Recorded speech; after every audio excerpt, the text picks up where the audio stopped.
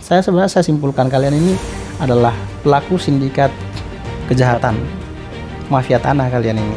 Mau menguasai aset orang tanpa mengeluarkan biaya yang semestinya dikeluarkan.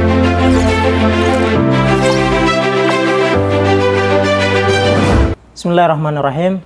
Assalamualaikum warahmatullahi wabarakatuh. Pemirsa ataupun rekan-rekan Ruang Bicara dimanapun Anda berada, hari ini berjumpa kembali bersama kami Ruang Bicara. Hari ini kami mencoba untuk menyajikan sebuah tontonan baru yang dimana ini adalah menyangkut soal masalah peristiwa hukum.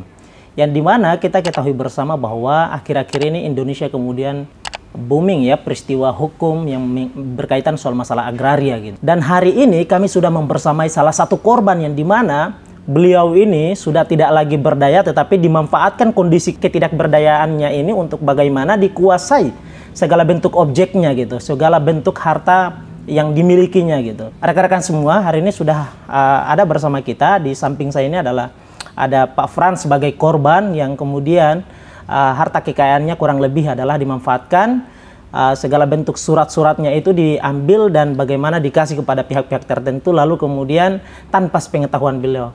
Kurang lebih begitu Pak ya? Iya. Betul. Bapak sehat Pak ya?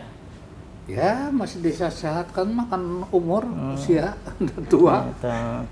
Baik. Itu kira-kira gimana tuh Pak? Misal kronologisnya itu sampai kok bisa. Tapi Bapak hari ini gimana tuh kondisi? Agak baik.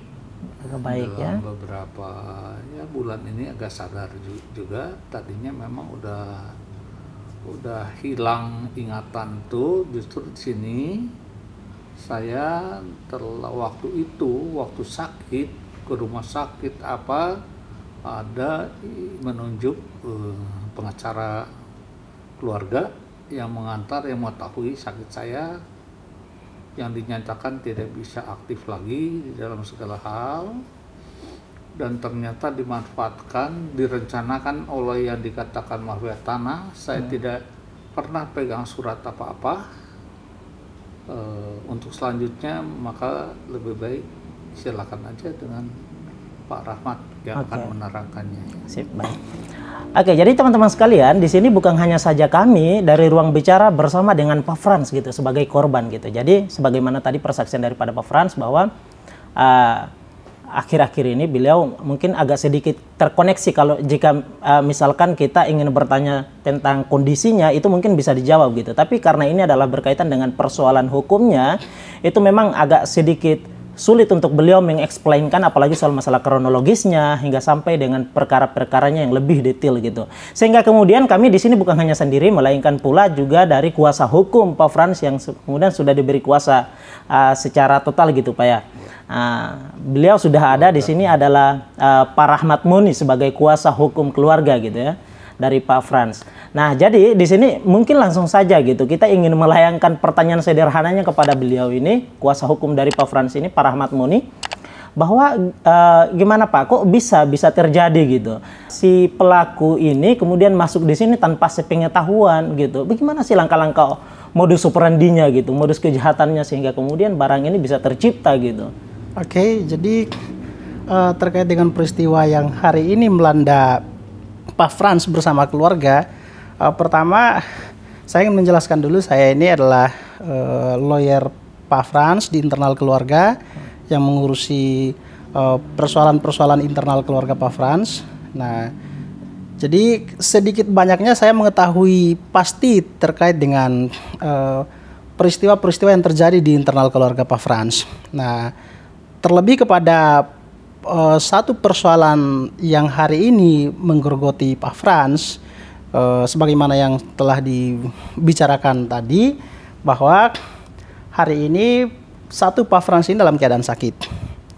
Nah, saya sebelum kejadian ini terjadi, para oknum-oknum yang dalam hal ini kami anggap bahwa mereka ini adalah sindikat kejahatan yang terorganisir, itu masuk ke dalam lingkungan keluarga Pak Frans dan melaksanakan atau melancarkan semua aksi-aksi jahat mereka.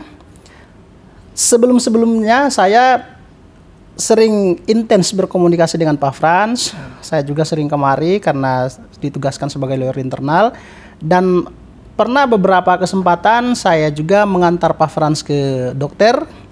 Nah, di mana di situ saya berkoordinasi juga dengan dokter spesialis yang merawat Pak Frans. Juga beliau yang mengecek semua kondisi kesehatan atau yang mengetahui semua riwayat kesehatan Pak Frans, baik pada tahun-tahun kemarin sampai dengan sekarang. Nah, jadi satu hal yang pengen saya garis bawahi dulu sebelum maju jauh ke dalam persoalan ini, bahwa Pak Frans ini adalah orang tua yang sedang sakit.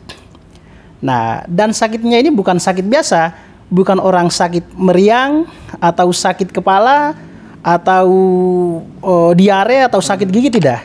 Tapi sakit beliau atau penyakit yang beliau derita ini adalah diabetes mellitus. Nah, diabetes mellitus atau dengan kata lain pecah pembuluh darah pada otak. Nah, yang diserang adalah saraf. Dan oleh dokter spesialis saraf atau dokter ahli saraf, termasuk dokter spesialis atau dokter ahli saraf terbaik di Indonesia, yaitu Profesor Yusuf, yang menangani kondisi kesehatan Pak Frans.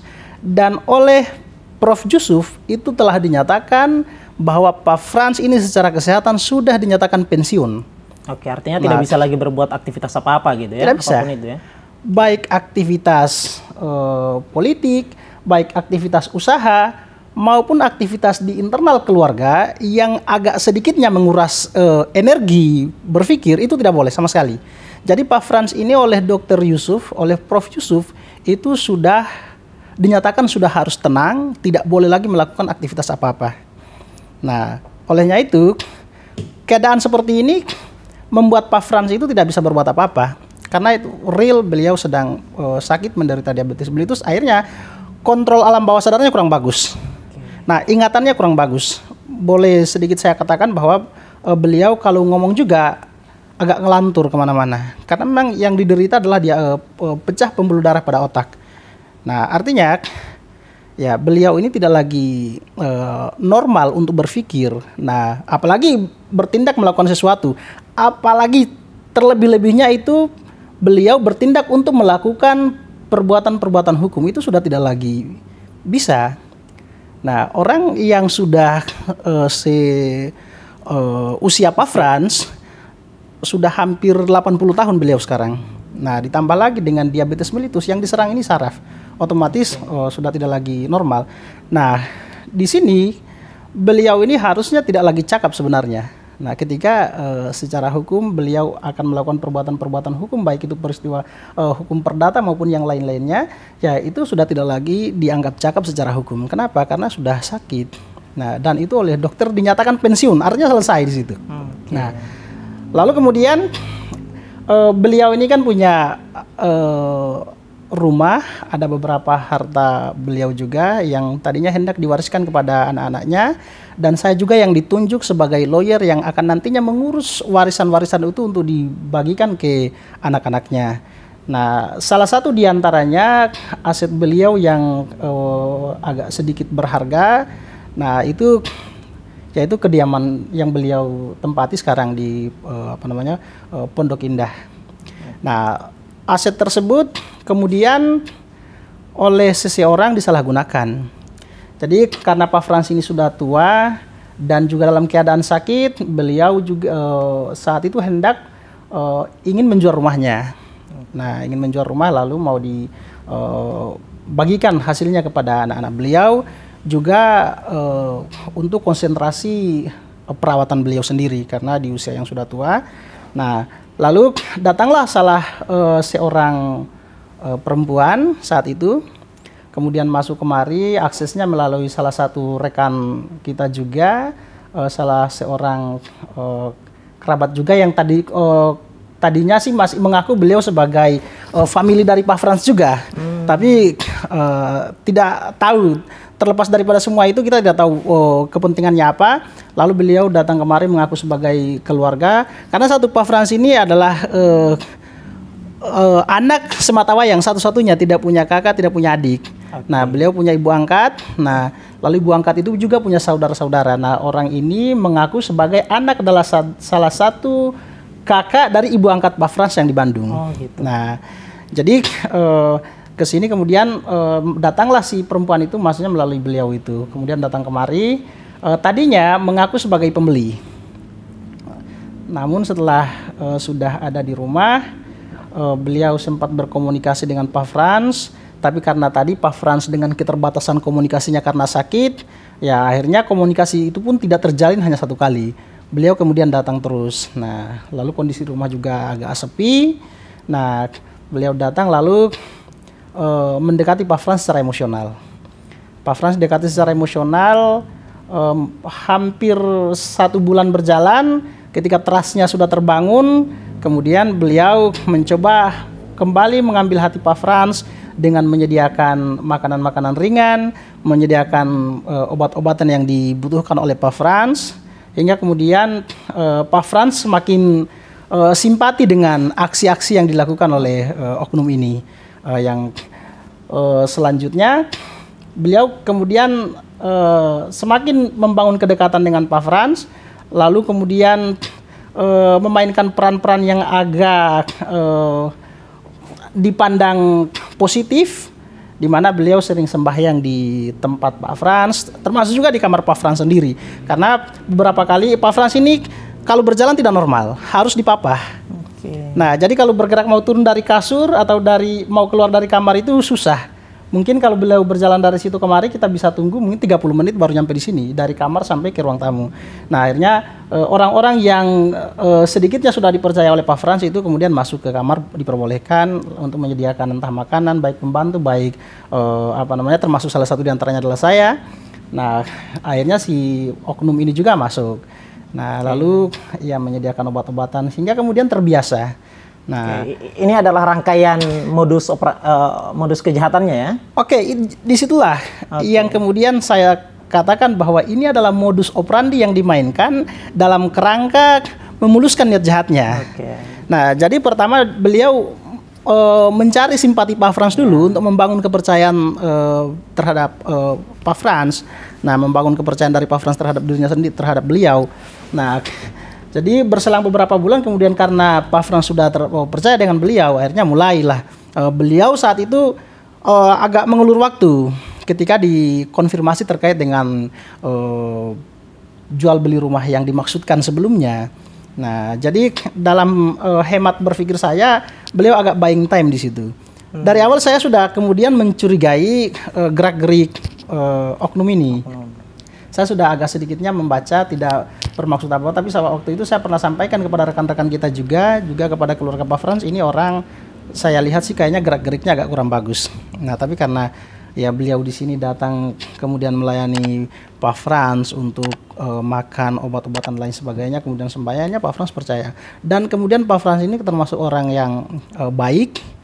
Nah, jadi ketika melihat orang yang berbuat baik ya beliau percaya sekali. Nah, apalagi bukan sekali dua kali. Nah, berjalan hampir sebulan. Kemudian karena sudah sangat dekat dengan Pak Frans, akhirnya waktu itu beliau terus terang menyampaikan bahwa harga rumah ini terlalu mahal dan beliau tidak punya cukup uang untuk membeli rumah ini. Ini oknum yang ngomong. Oknum yang ngomong. Ini oknum yang ngomong. Nah, jadi karena sudah dianggap seperti saudara oleh Pak Frans, ya sudah tidak apa-apa. Kemudian mencoba menawarkan untuk mencari pembeli dan juga mencoba membantu Pak Frans yang notabene-nya dalam persepsi saya itu semua adalah modus operandi.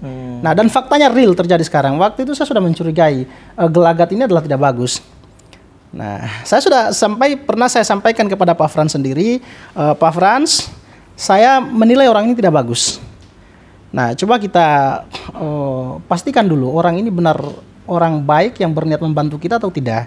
Karena waktu itu ada sedikit problem keluarga yang sedang saya urus dan itu sedikit membutuhkan energi yang pada akhirnya ya beliau kemudian sengaja menawarkan hal-hal yang ya bisa dianggap membantu saat itu.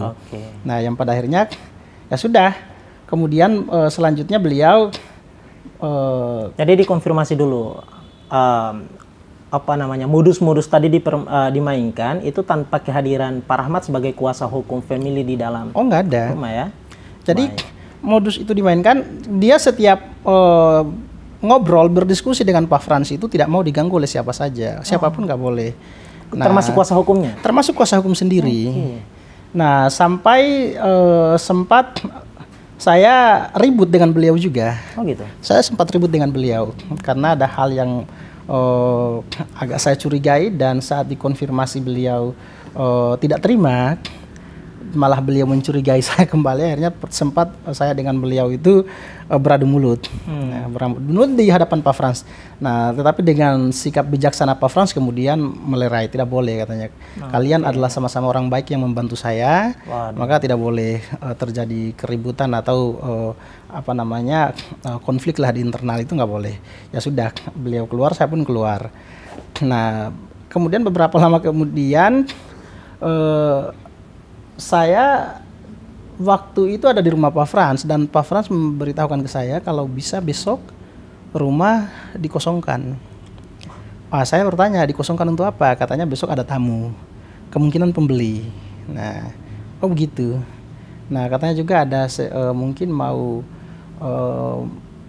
langsung jual beli atau seperti apa, coba nanti dilihat besok. Tapi mereka pesannya tidak boleh ada orang di rumah. Oke, karena saya sebagai orang yang dikuasakan, maka atas permintaan pemberi kuasa sewajarnya saya harus taat. Betul. Nah, jadi saya keluar waktu itu. Saya tinggalkan rumah dalam keadaan kosong, Pak Frans sendiri di sini. Tapi kecurigaan saya semakin tinggi saat itu. Nah, lalu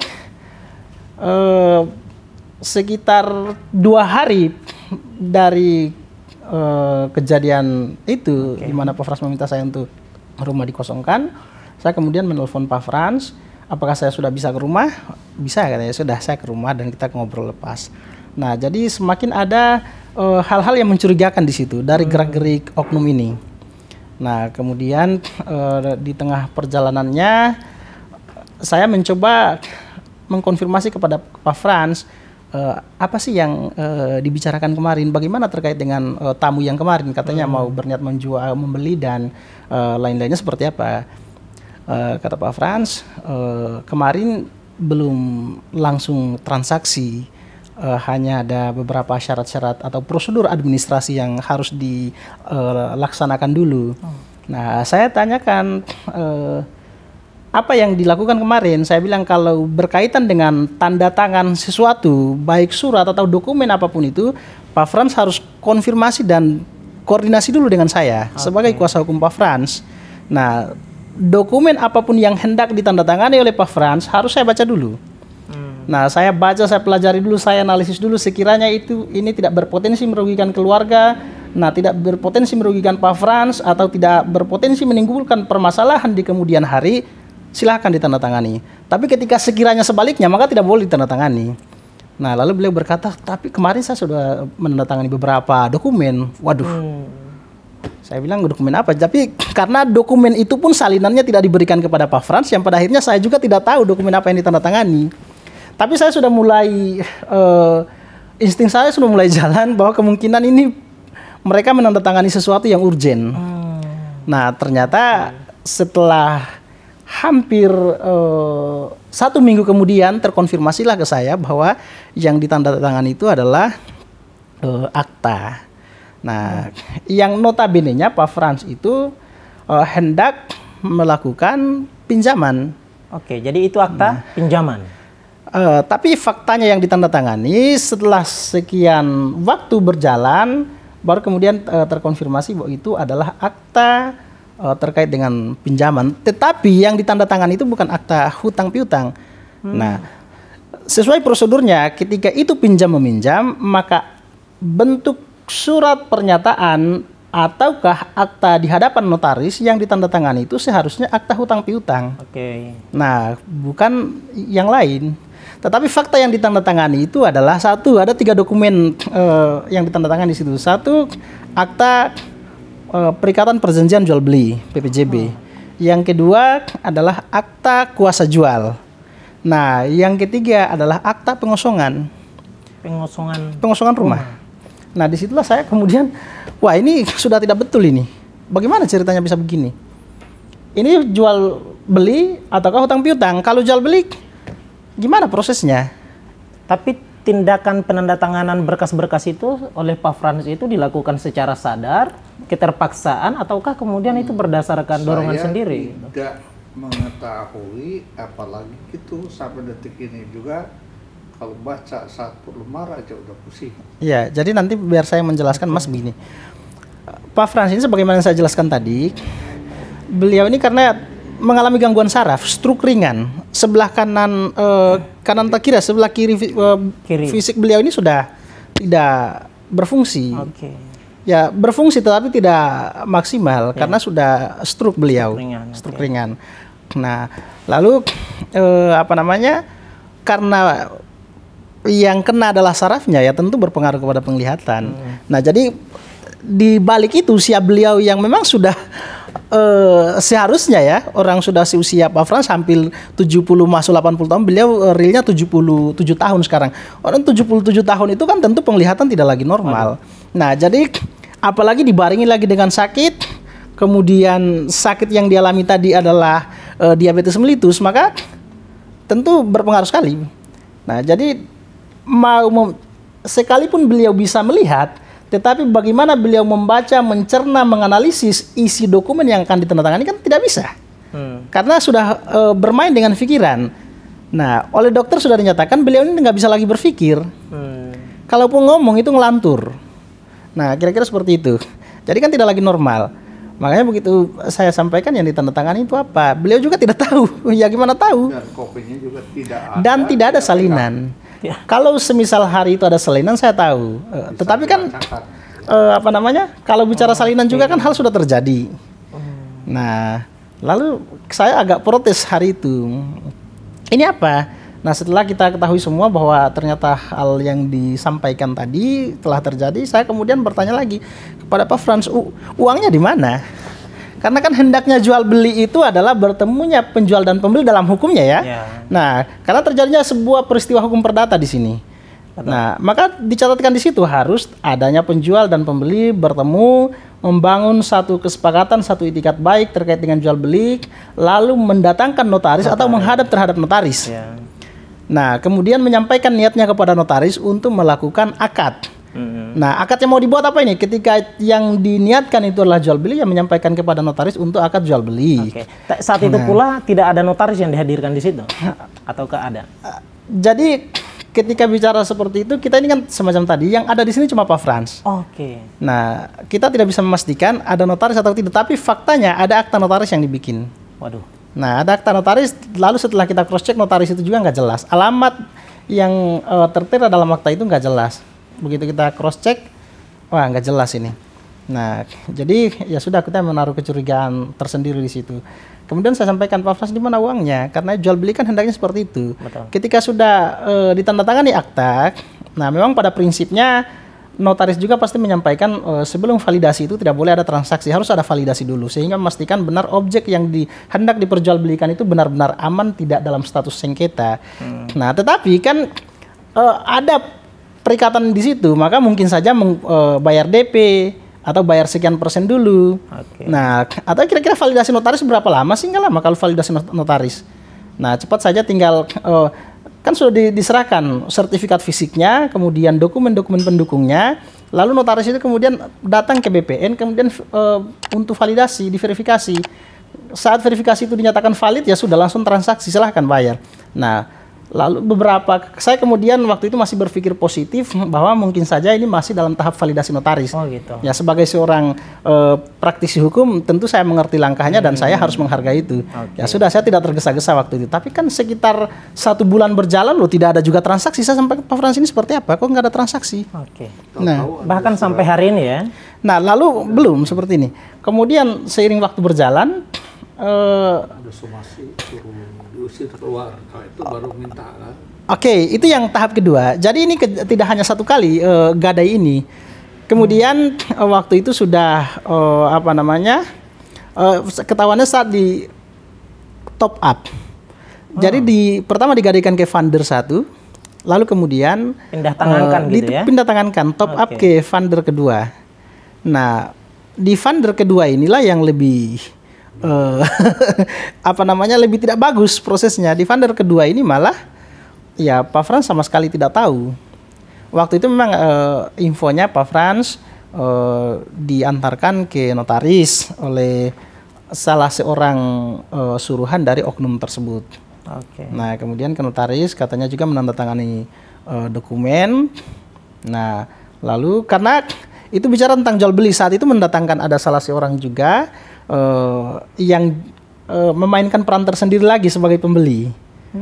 Nah, ini agak kesini ya lebih ngaco prosesnya.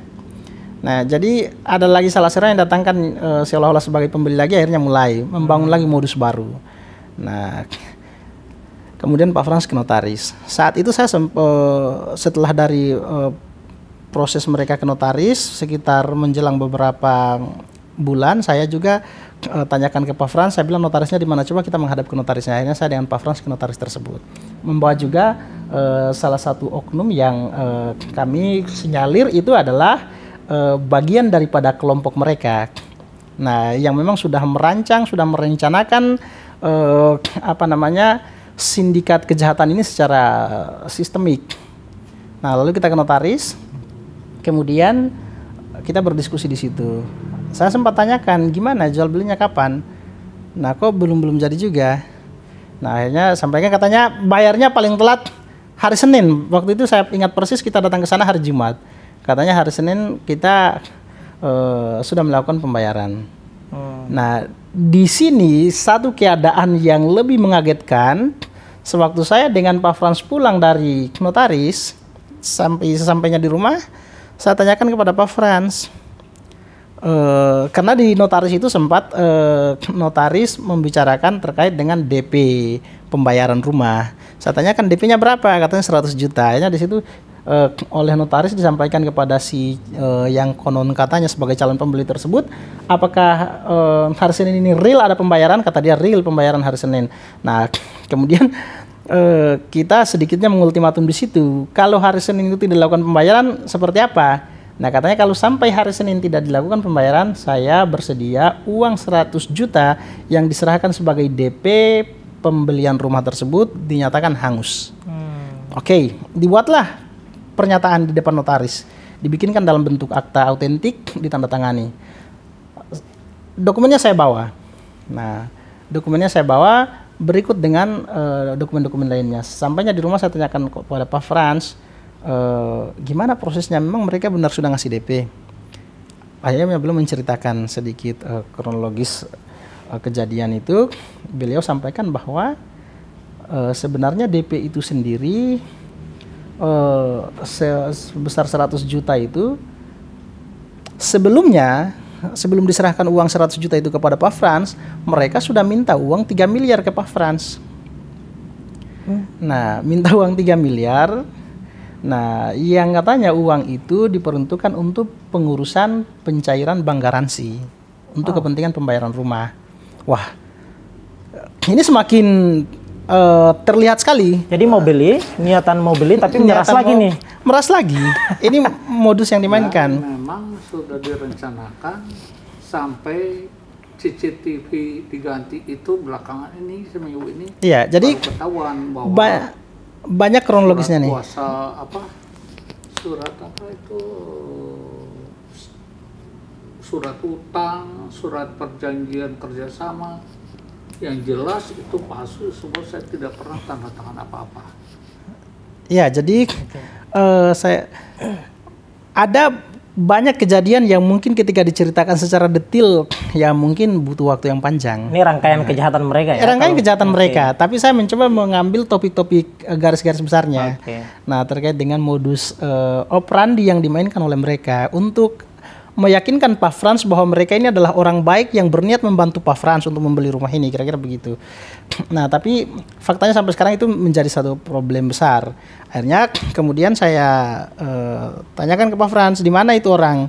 Sini nomornya. Jadi kita konfirmasi dengan oknum tersebut yang katanya mau sebagai pembeli yang kedua. Nah, gimana? Saya bilang, katanya kami akan segera lakukan pencairan untuk membayar. Kapan? janjinya minggu depan. Oke, minggu depan. Kita lagi tunggu lagi, minggu depannya itu kemudian mereka menjanjikan lagi.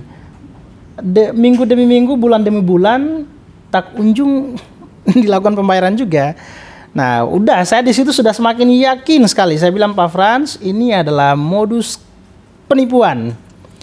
Penipuan, penggelapan, kejahatan, praktek mafia tanah ini. Rencana. Nah, ya ini prosesnya sangat terstruktur. Nah, sangat sistematis. Nah, makanya saya sampaikan kepada Pak Frans, cuma Pak Frans masih optimis. Beliau ya seakan-akan tidak percaya bahwa ini orang-orang yang tidak baik. Ya saya sampaikan ini orang jelas ini orang tidak baik. Mohon maaf saya bilang ini orang ini gelagatnya nggak bagus. Nah, jadi kemudian saya akhirnya saya datang ke kantornya. Saya bertamu ke kantor orang si oknum yang katanya sebagai pembeli itu. Kemudian saya sedikitnya ajak diskusi dan saya gali di situ, saya interogasi. Nah, saya bilang itu uang untuk apa? Sejumlah uang yang kalian ambil dari Pak Frans. Katanya itu uang untuk keperluan pencairan bank garansi untuk membayar rumahnya Pak Frans. Nah, si oknum ini belum tahu kalau saya ini pengacara. Ya, mungkin melihat dari tampangnya yang agak garong dipikir ini ya kalau nggak preman ya ini mungkin gelandangan. Nah, jadi saya bilang apa namanya? Kalau itu adalah bank garansi itu siapa yang buat? Perorangan kah? Ataukah kelembagaan? Baik kelembagaan perusahaan atau pemerintah atau apa? Nah, lalu sumber pendanaan bank garansi itu dari mana? Kan harus jelas bank garansi itu siapa yang bikin, lalu kemudian sumber pendanaan bank garansi itu dari mana, sumber uang yang dimasukkan ke bank garansi itu di mana, dan tujuan dibuatnya bank garansi itu apa. Kan harus jelas di situ. Nah, ini bank garansi itu bukan dibuat oleh malaikat, diisi oleh setan, dipergunakan oleh jin, bukan begitu. Jadinya apa namanya halus semua. Nah, saya tanyakan begitu gimana? Itu bank garansinya siapa yang bikin? Dia nggak bisa jawab. Saya bilang kemudian sumber pendanaan bank garansinya dari mana? Yang kalian bilang kan rumah aset tersebut hendak dibayar dengan nilai 100 miliar. Nah, mereka menyetujui itu. Nah, saya bilang 100 miliar itu yang akan dimasukkan ke bank garansi itu dari mana? Uang siapa yang dimomosikan di situ? Uang itu ada tuannya. Siapa pemilik dari uang tersebut? Nah, lalu saya tanya mana dokumen bank garansinya? Bank garansi itu atas nama siapa? Perorangan yang buat, kalau perorangan mana saya minta datanya? Atau kelembagaan perusahaan, mana saya minta datanya? Atau atas nama pemerintah, BLU, atau mungkin lembaga-lembaga non pemerintahan lainnya saya minta. Nah, saya minta datanya agar saya mau konfirmasi, saya mau cross check ke sana. Lalu di bank apa itu? Bank garansinya dibikin di bank apa? Nah, dia tidak bisa menjawab. Akhirnya saya bilang ini, saya simpulkan kalian ini adalah pelaku sindikat kejahatan mafia tanah kalian ini. Mau menguasai aset orang tanpa mengeluarkan biaya yang semestinya dikeluarkan. Itu secara langsung disampaikan di depan oknum tersebut? Saya sampaikan di depan oknum itu. Nah, kemudian mereka sedikit berdalil tentang saya bilang ya semua itu adalah palsu, itu omong kosong. Nah, lalu kesini-sini terjadi persoalan, akhirnya oknum perempuan yang pertama tadi yang memainkan modus pertama untuk masuk ke sini, kita mintai pertanggungjawaban, mereka buying time terus, akhirnya saya dan family Pak Frans yang lainnya menyarankan kepada Pak Frans untuk kita buka laporan polisi. Nah, akhirnya sedang diproses laporan di Polda Metro Jaya. Sudah berarti saat ini sudah diambil langkah-langkah hukum daripada kuasa hukum sudah. Pak Frans itu sendiri ya? Kita sudah mengambil langkah hukum. Memang yang maju adalah pengacara yang lain, rekan kita juga. Nah, maju untuk melaporkan karena di situ saya berperan sebagai saksi juga. Saya yang menyaksikan terkait dengan fakta-fakta terjadinya kejahatan tersebut. Ya, akhirnya kita minta kepada rekan kita untuk maju sebagai lawyernya Pak Frans untuk melaporkan kejadian tersebut. Nah, tetapi yang dilaporkan adalah kejadian dugaan tindak pidana penipuan dan penggelapan. Nah, dan sudah dilaporkan ke Polda Metro Jaya dalam tahap lidik sekarang. Nah, jadi sekarang dalam proses yang kita laporkan itu adalah oknum perempuan tadi yang pertama masuk. Nah, dan ini sebenarnya hal terpisah dari yang pertama tadi terkait dengan penandatanganan akte-akte itu. Nah, mereka berdalil bahwa ini adalah jual beli. Nah, saya bilang, sempat dikonfrontir, saya bilang yang dimaksud jual beli itu seperti apa? Tanah itu ada undang-undangnya. Nah, jadi jual beli tanah itu ada hukumnya. Kita membeli tanah itu tidak seperti kita beli kucing dalam karung, atau kita beli burung dalam sangkar, atau kita membeli peralatan otomotif lainnya sehingga tinggal bayar, transaksi jual belinya selesai tanpa harus didasari dengan peristiwa hukum perdata yang baik. Tanah itu ada hukumnya. Maka jual beli yang sah itu seperti apa? Nah, jual beli yang sah itu adalah ya tadi bertemunya penjual dan pembeli, lalu sudah matangkan transaksinya untuk aset tersebut dinilai dengan nilai berapa. Ketika masing-masing di antara penjual dan pembeli sudah setuju, mereka menghadap ke notaris, lalu dicatatkan dalam bentuk akta autentik hingga selanjutnya proses balik nama dan lain sebagainya. Nah, itu adalah jual beli yang sah. Nah, jual beli yang sah itu ya harus diadakan, yang dibikin adalah akta jual beli atau AJB. Kalau hutang piutang yang dibikin itu adalah akta perikatan hutang piutang, sehingga ketika tidak terjadi atau ketika tidak terlaksananya klausul-klausul di dalam perjanjian itu oleh salah satu pihak, maka itu dinyatakan uang prestasi. Nah, itu kalau bicara soal hutang piutang. Jadi yang ditandatangani adalah akad perjanjian hutang piutang, bukan PPJB. Nah, PPJB itu adalah perikatan jual beli. Itu bagian dari jual beli juga. Nah, tetapi PPJB itu menandakan ada kewajiban dari masing-masing pihak yang belum dilaksanakan, atau kewajiban dari masing-masing pihak yang belum terpenuhi secara mutlak. Ya, semisal kalau dari pembeli mungkin saja ada ahli waris lainnya yang harus menyetujui, atau misalkan dari pembeli belum menyediakan terkait dengan dokumen-dokumen pendukung lainnya, karena menjual tanah itu, tanah dan bangunan itu ketika dijual bukan hanya saja sertifikatnya dibawa ke notaris lalu dijual, tidak. Harus ada dokumen pendukungnya. Semisal ketika itu dalam hubungan, si penjual dalam hubungan perkawinan, maka harus melampirkan buku nikah, KTP istri, persetujuan istri dan lain sebagainya. Nah, melampirkan PBB, IMB dan lain sebagainya. Nah, itu harus lengkap dulu. Nah, ketika itu bicara soal jual beli. Nah, kalau PPJB kan begitu. Atau mungkin saja kewajiban dari pembeli yang belum lunas, yang belum selesai apa? Mungkin saja pembayarannya itu diajukan per termin. Katakanlah mungkin karena angkanya 10, dia mengajukan termin, ya sudah Pak, saya bayar dalam 3 kali termin. Dicicil gitu Dicicil ya. Termin pertama mungkin 30% sebagai down payment-nya, lalu termin kedua mungkin sebesar 30% dan termin ketiganya pasca validasi daripada notaris. Nah, bisa saja begitu. Tapi faktanya kewajiban dari masing-masing pihak ini kan real. Kalau konteksnya adalah jual beli ya, Pak Frans semuanya lengkap. Sertifikat on hand, tidak dalam status gadai, tidak dalam status sengketa, nah atau tidak dalam status jaminan fidusia atau dalam status hak tanggungan, tidak, real on hand sertifikatnya, bahkan dipegang terlebih dahulu oleh mereka. Yang kedua, alat atau dokumen-dokumen pendukung lainnya semuanya lengkap. Nah, akta-akta baik mungkin saja ahli warisnya dan lain sebagainya ada semua. Nah, artinya saya boleh katakan ketika itu adalah jual beli, maka Pak Frans seharusnya sudah memenuhi semua kriterianya. Lalu kemudian dari pembeli. Pembeli ini kalau misalkan berkaitan dengan keuangan, katanya mereka membayar lunas. Nah, dengan angka yang dicatatkan dalam akte tersebut. Nah, kalau pembelinya sudah punya cukup dana untuk melunasi dan penjualnya sudah punya seluruh kelengkapan administrasi lainnya, seharusnya itu langsung AJB. Kenapa harus PPJB? Kan semestinya PPJB itu merugikan penjual. Betul. Karena nanti ada lunas tadi ya. Oh iya. Karena nanti ada satu tingkatan lagi. Nah, ketika dari mau kepentingan balik nama dari itu kan harus di-AJB-kan lagi. Dari PPJB tadi ya. Oh iya kan? AJB. Nah, makanya dibuat. Jadi seharusnya seperti itu. Tetapi faktanya dibikin PPJB. Nah, di lain PPJB itu juga ditandatangani pernyataan tentang komitmen diskonto, juga komitmen pembayaran bunga.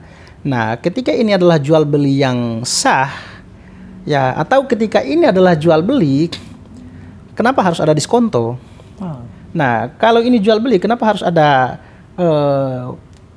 cas bunga 3% setiap bulannya? Oh gitu. Nah, oh iya, jadi mereka berlakukan dari pinjaman tersebut ditandatangani PPJB, akte pengosongan dan akte kuasa jual. Di lain sisi juga dikenakan diskonto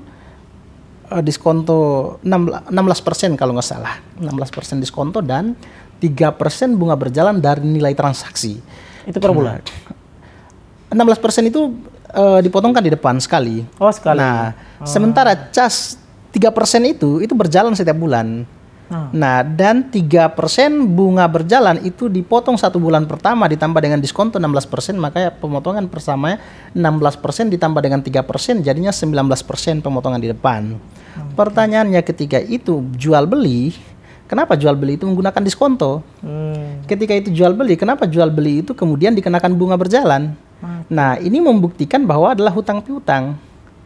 Nah, artinya dari rangkaian peristiwa yang diungkapkan tadi menjelaskan bahwa ini adalah sindikat kejahatan mafia tanah yang dipraktikkan oleh oknum-oknum yang tidak bertanggung jawab dan tidak taat terhadap hukum tadi, terhadap aturan tadi.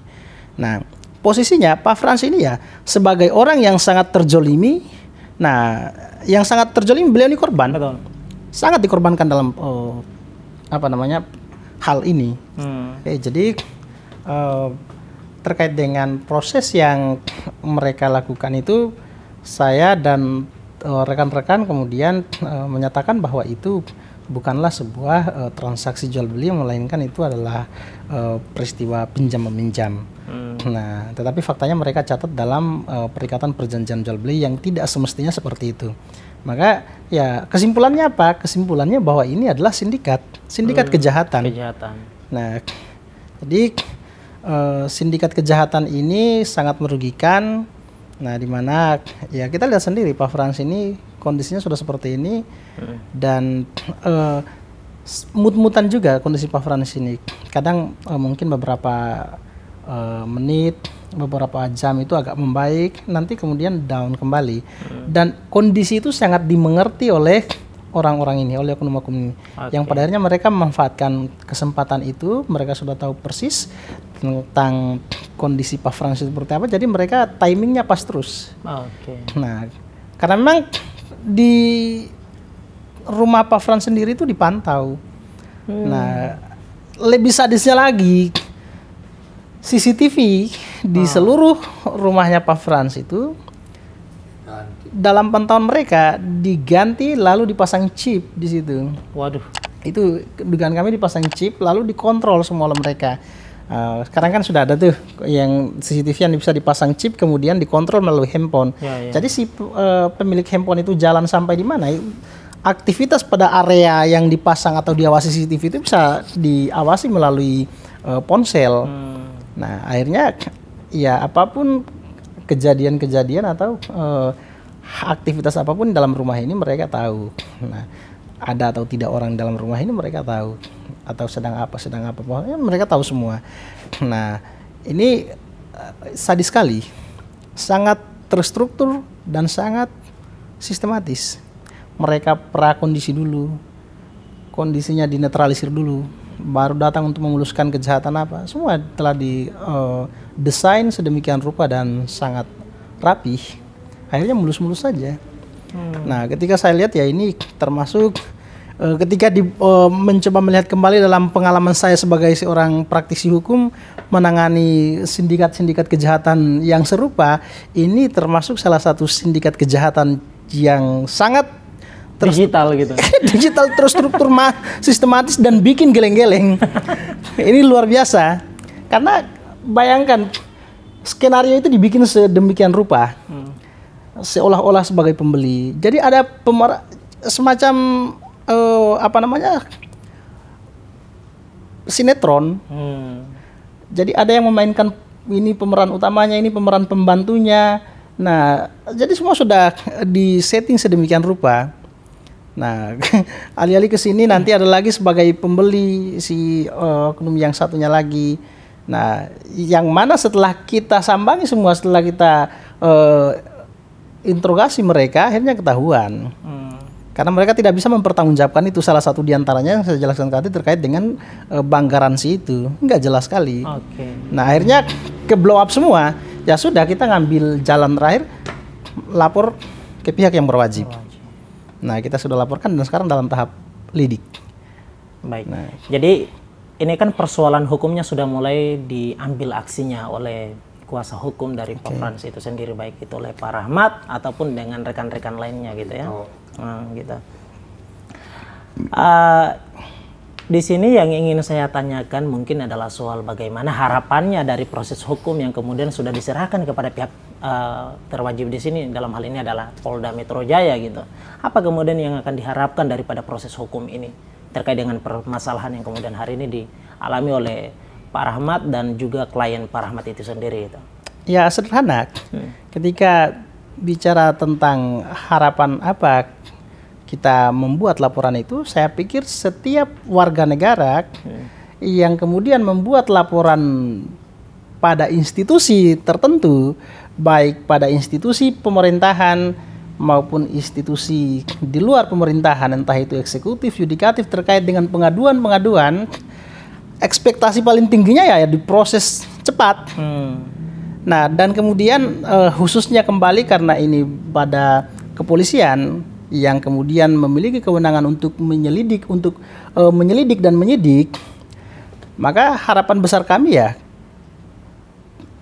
pihak kepolisian bisa bertindak cepat untuk kemudian menangani dan memberantas mafia tanah, khususnya kasus ini dan mungkin juga kepada kasus-kasus yang lain. Nah, paling tidak ya ketika ditanyakan tentang ekspektasi kami ya seperti itu.